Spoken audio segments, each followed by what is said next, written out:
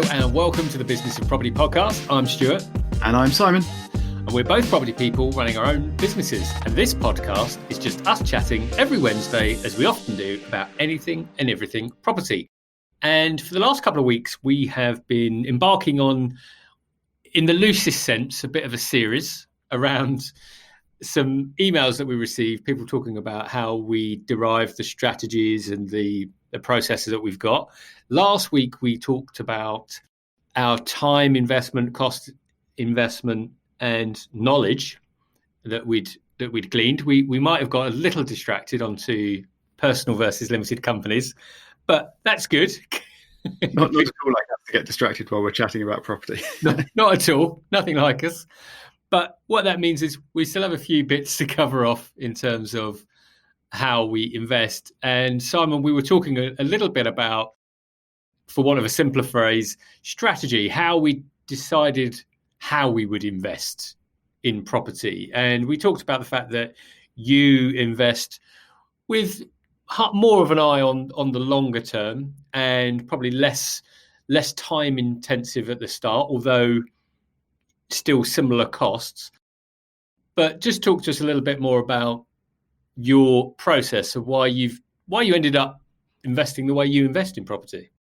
I think because it was simple. So right at the beginning, my first property investment or sort of income from property was from lodgers. And that was because it was the only option I had, really, because it was my own home as well that I was renting out rooms in. So those people were lodgers, and that's the only option I had.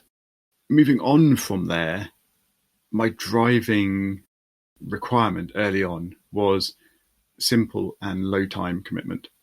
The next investment I made was a property that needed a little bit of a refurb. However, I had help on that refurb. So my parents were quite involved with that, and they provided a lot of that initial knowledge and a reasonable amount of the time input to get that up and running, to work with the workmen and builders involved, tradespeople, that's the word, involved in doing that refurb. So my time commitment was relatively low, and the whole process from my point of view was relatively straightforward. And at that point, this was important because I had a full-time job. I had a day job at the time, and I just didn't have very much in the way of time to commit to the process. Moving on to nearer now, that's changed a little bit. I no longer have a day job in the same sense, and my time is a lot more flexible, and I can put a bit more time in. However, I still want my investments to be relatively passive and relatively low time, and hence why I've really only stuck with relatively simple buy-to-let investments so far. As I've mentioned a few times on this podcast, I do have quite a strong underlying interest in property and in creating, adapting, building interesting property. And I would like to have the space for that I would like to have the space to explore that more. And hopefully at some point I will have the time and the flexibility to do that. But currently I'm still on the buy-to-let train and keeping things simple. Yeah. And I think it's a good time to mention the matrix that I created a little while ago. It's a very, very simple matrix, if you like, of time versus costs. So, for example, what you're talking about, that where most of us want to start is buy-to-let takes a limited amount of time, but in terms of a high, medium, low scale, we'd say buy-to-let is medium. Of course, it can be low or high depending on where you're buying and the value. But there's just a little matrix we've created which might just help people visualize this, that we'll put on the businessofproperty.com. So something I really like about this matrix that you've created is that both axes are labeled investment. So what one has a sub label of money and the other has a sub label of time, but they are both primarily investment. Mm. I think that's very important to remember, that you are investing time and money into your property business. Yeah, and most of us don't value our time enough. We think just because we can do something that it's not costly, and of course it is. And for anyone with a family or hobbies that they like doing, if you then start doing something else, that is costing you that time. So there is always an investment of sorts. But the reason I'm just calling it out, because I think it works perfectly with what you're talking about there in terms of the time that you had available versus the funds that you had available, pushed you closer to that side of the matrix, which is where buy to let. And just for sort of sake of clarity, for people that have perhaps lots of time but very little money, they might look at something like rent to rent, which requires less financial investment, still requires investment, lower financial investment, but higher time investment, because you would take on more of the roles that a typical letting agent would make. Yeah, quite. I think we should add in a little note here, in so much as, while this matrix is talking about time and money going into the process, it doesn't always have to be your own time or money. So you could utilize external investors to boost the money that you've got to go to put into the process, or you could utilize an external team, or partially external team, to boost the amount of time that you can put into these processes.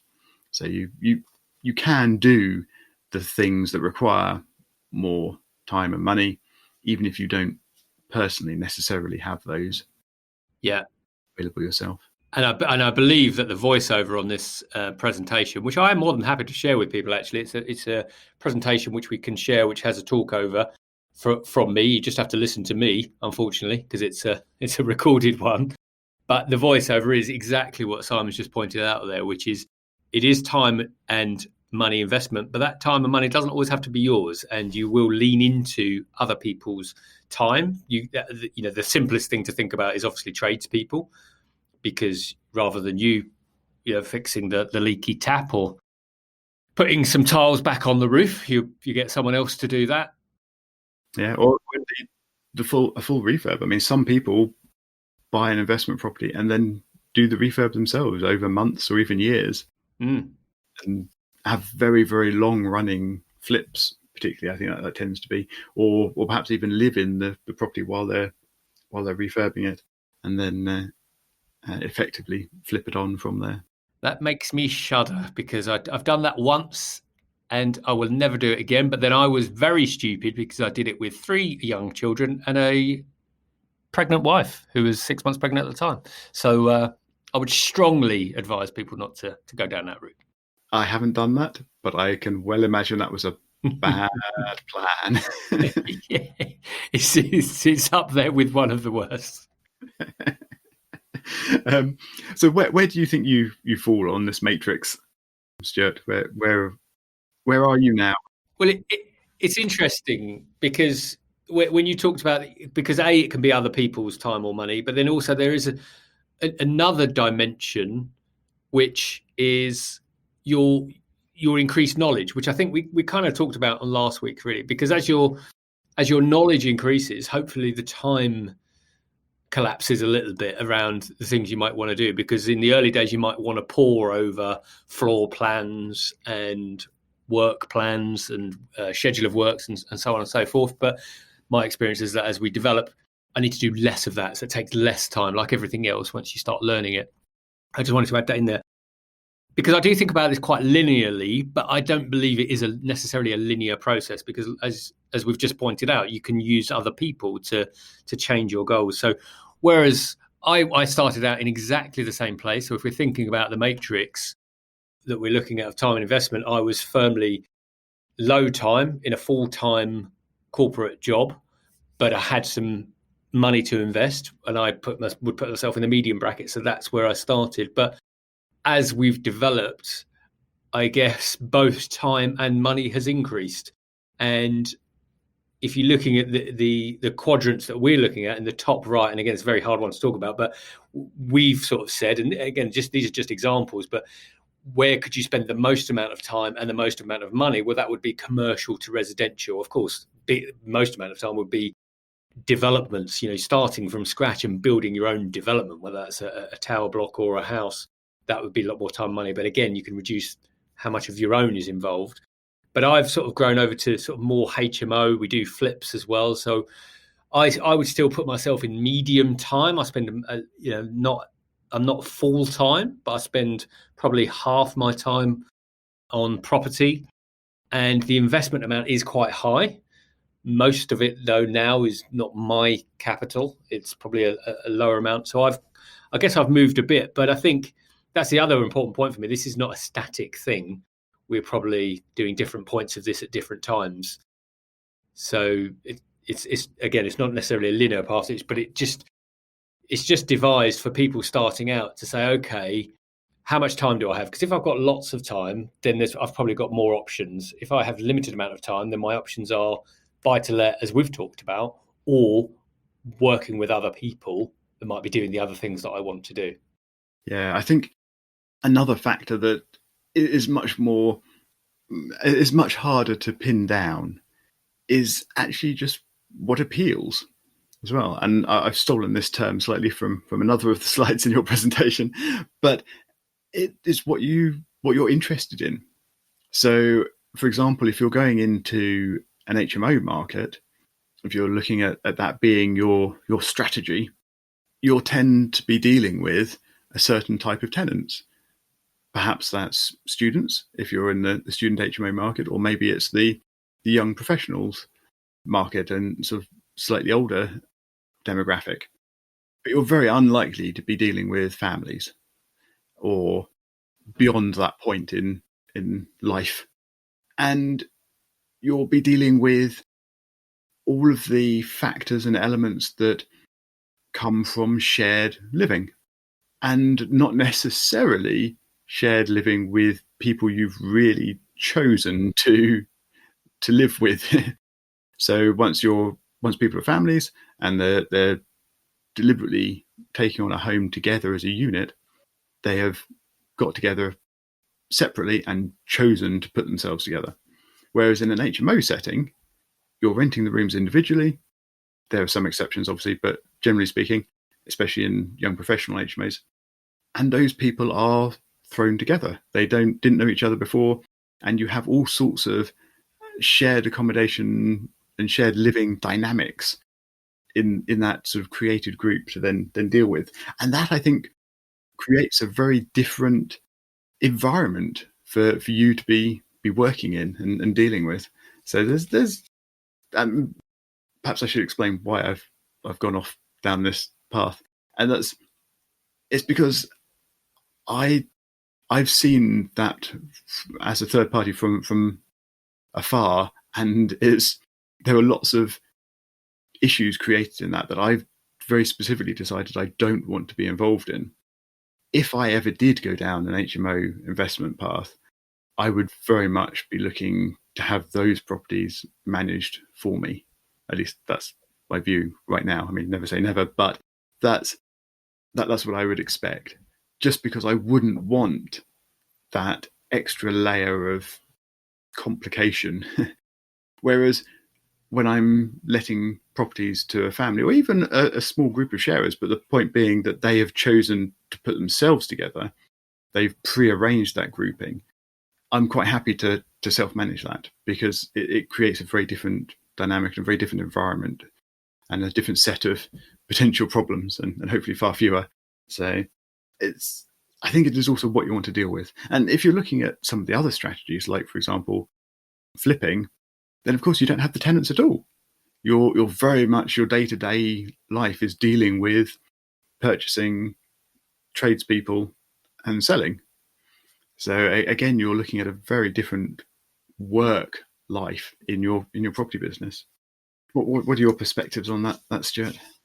Yeah, and it's something we've talked about on previous episodes, and these are the reasons we've decided to take the strategies we've done. My strategy, most people will purchase HMOs, or I am migrating to talking about co-living, because I think HMO is a very technical, non-customer facing phrase, which I'm liking less and less, but we go down HMOs typically, unless you've got a burning desire to solve housing problems, typically we'll go to HMO for cash flow. So that was my reason for looking at multi-let properties and HMO properties. The things you've talked about, yeah, where we don't want to manage those problems, we have letting agents. So for us, it's and that's of course additional costs. So we pay for that if we're talking about the time matrices. And I think most things can be mitigated, but again, we've talked about this previously. But with HMO costs, your maintenance costs are likely to be much higher than if the same property were a single let property for obvious reasons. Things are getting used less and so on and so forth. So, but for us, cash flow is what this is about, and generating that cash flow, because that's what our business needs. And we've kind of moved on to that strategy about why we've selected that. But just coming on to location, because that was another question we were asked directly. So as I'm talking, I'll just answer that question about location, why we settled on the location. And when I was thinking about us talking about this, I think the key levers that we've talked about and you've noted previously, Simon, were really, why would you choose location? Number one would be proximity to where you are.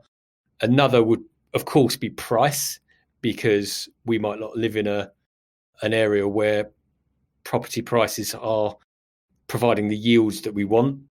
And then there's a number of other things that fall off the back of that in terms of ROI and yield. For me, it came down to knowing the area and being affordable for what we wanted to do. So the area we landed on was just an area I was beginning to know, because I have friends there we were visiting regularly. I bought our first buy-to-let it's in the southwest, and I started to get to know those streets really well. And it's a university town, so that also added alternatives for properties we could let out, which I quite liked.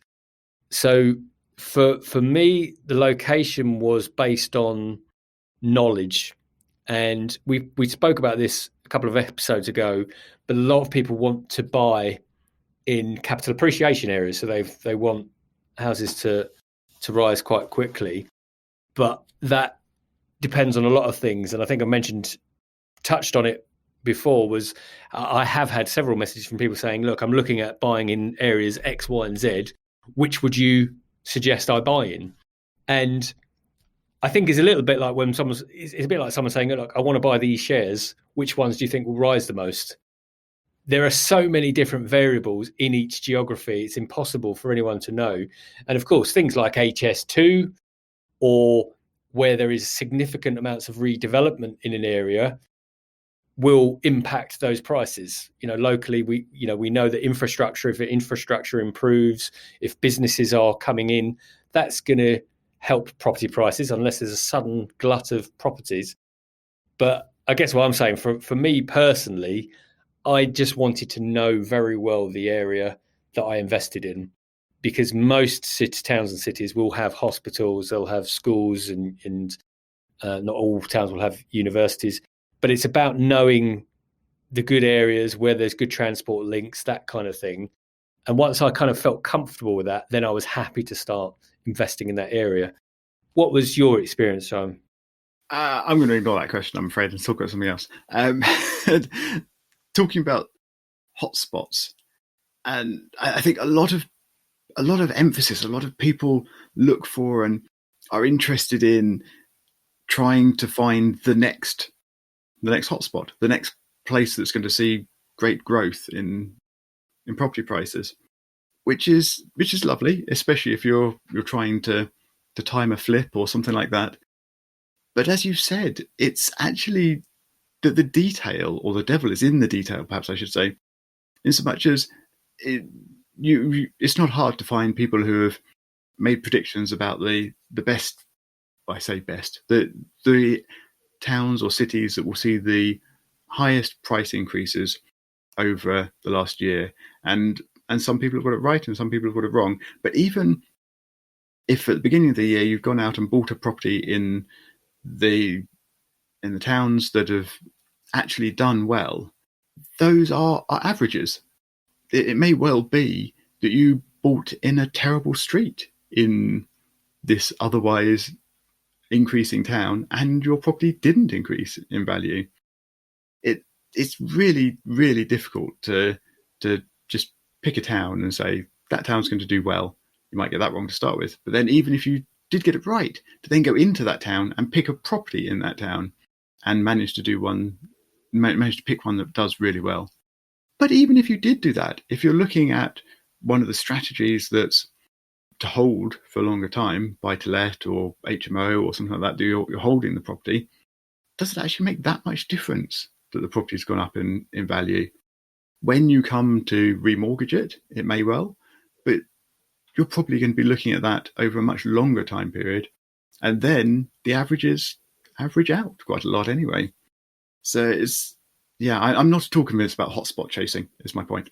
To your actual question, my experience of choosing location, it's similar to yours in as much as it's about my own knowledge of the area. And where's the best place that I know lots about? Well, it's where I live. So my investments going forwards are going to be relatively local to me. This plays into my plan for self-management because it means I can get to the properties. I can, where you're actually allowed to visit properties again. I can get there, I can check on things. This helps with finding them, viewing them, investigating in the first place, helps with maintenance and managing in the longer term. And it also means that I know good streets from bad streets, mostly at least, because it's where I live, it's where I travel and where I work and where I take my children to school and things like that. So I can use that knowledge.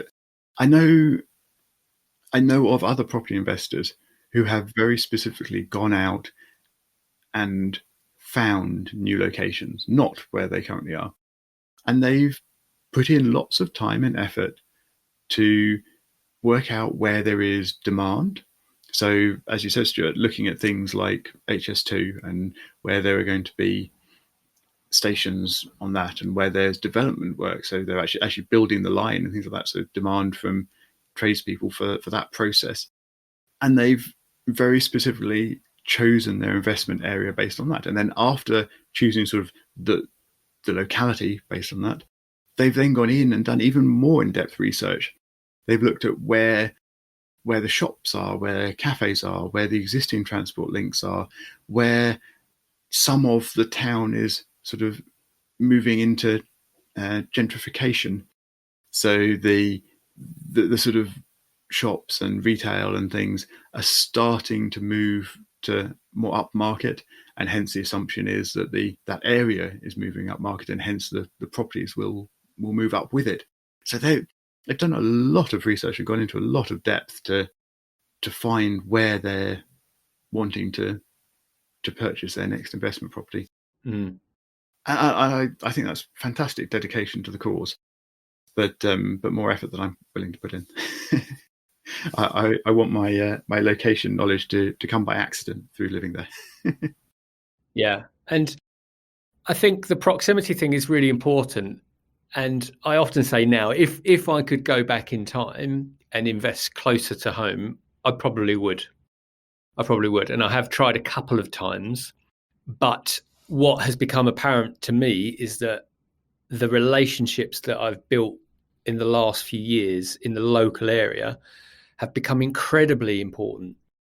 And it's one of those oft talked about things. Certainly, if you go to any property networking event or go on any course, your network will be mentioned, your power team. That's the old classic, your power team. But the truth is that team of people that you work with will become incredibly important. And it's not an overnight thing. And we had that question on one of our podcasts recently. You said, do we see property as an overnight success? No. And the key reason is because relationships do not happen overnight. Those trusted partnerships where I now trust people. I have effectively purchased a property that was over £500,000 based on some inputs from my letting agent. because I trusted him implicitly around whether or not that property would would fill. And I trusted him because I'd had a lot of experience with him. I'd worked with him on a lot of other properties. So he essentially did the walk around that I didn't do, but I trusted that.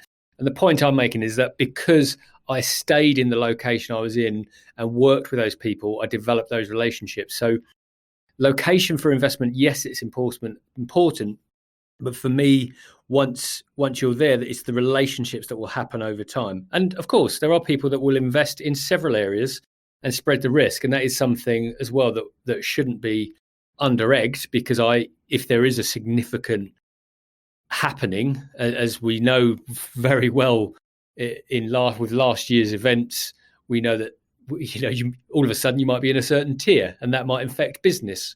So I am now acutely aware that actually having too many eggs in one basket might be impactful. However, I think it's equally important to build those relationships that you've got, and then you'll know how what you expect from people. But I don't want to sort of digress too far from the topic, which is about timing the market. And I think it's like everything else.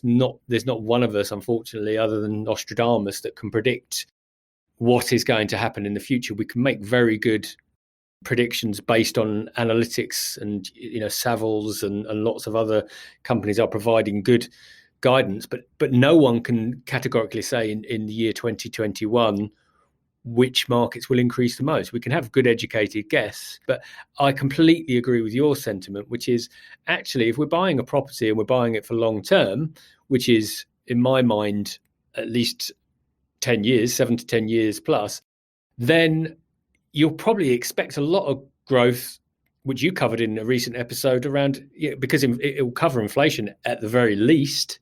So you're going to expect growth anyway, and ideally you want it to be cash flowing. So they're the more important criteria than worrying about whether or not this town will see, whether Birmingham will see more growth than Leeds, for example. Yeah, on having all your eggs in one location basket. I know some landlords who have got a small, perhaps not so small, but they have an HMO portfolio in Crawley. And that, of course, sees a lot, or used to see a lot of tenants from Gatwick Airport, which is a very big local employer. And of course, that demand from there just fell off a cliff when the first lockdown occurred. And as far as I'm aware, it still hasn't really recovered from that. So there's benefit to having diversity in your locations. And while I'm currently focusing on a single location, that location is quite wide. So it's sort of within a 30-minute drive of me, maybe within a 20-minute drive of me, actually. So that's a reasonably big location. And I am looking at more than one town within that range. So I may well not all be within Red Hill, which is my closest town. I may look at sort of surrounding areas, so perhaps Earlswood or Merston, which are perhaps suburbs of Red Hill, or perhaps also down to Hawley, that sort of area, which is a little bit further away. And I might also look out in other directions onto the Reigate side, although it tends to be a bit more expensive to purchase and slightly lower yielding, so probably won't go that way. But the point being that I'm probably going to try and build a little bit of diversity even within the relatively local area. Of course, this will be impacted by what opportunities actually present themselves, and it may not work out quite as diverse as I would like, but I'll be looking at least. On the distant investing, which effectively you do, Stuart, you do quite a lot of travel, because while you do have a remote team that's in place and you trust to do a lot of that on-site work for you, you do still travel quite a lot down to your investment area. How do you find that travel? Do you, especially now you've been doing it for a few years, do you find that's a bit tedious, or how does that fit into your plans these days? Well, the truth is, I enjoy it, and I think this is something else when we look at the reasons why we do things, and this is on the other slide that you've referenced, which is, what do you enjoy doing and what do you not enjoy doing? If you're someone that isn't a fan of traveling, then obviously investing in an area that's approximately 4 hours away probably not going to be a good idea. For me, I quite enjoy the travel time. Probably got something to do with multiple children and quiet time. Quite enjoy a long train ride sometimes as well.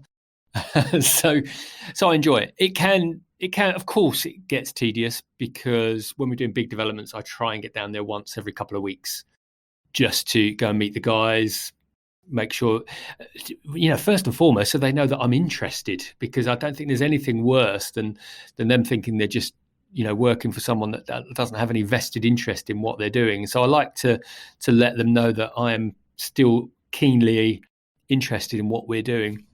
So yeah, for me, I quite enjoy it.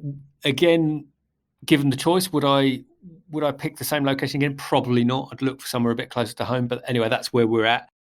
The other point I was going to make, and it's probably not for this podcast, but when we've talked about strategies, when you talked about Crawley, it just reminded me of, because as you say, there's a lot of satellite industries as well in and around Crawley, whether that's flight attendants, which are directly related, or people that work in the airport, or the people that are providing food for the airport, or, for example, Virgin Holidays, which had a huge setup there in British Airways, and so on and so forth. But what that made me think about is, when I'm buying a property, I'm actually thinking of the second and third uses of that property as well as its primary use. So, for example, my primary use might have been, this is going to be a student property. That's primary. Secondary, in the same state, it would just be a professional let. So would now go to workers as opposed to students. Then a third option could be, could I split this into flats or apartments? And typically I would want 3 or 4 options. And finally, for example, okay, if the world really did end and my target market disappeared, which again, given last year's experiences, you can never write off.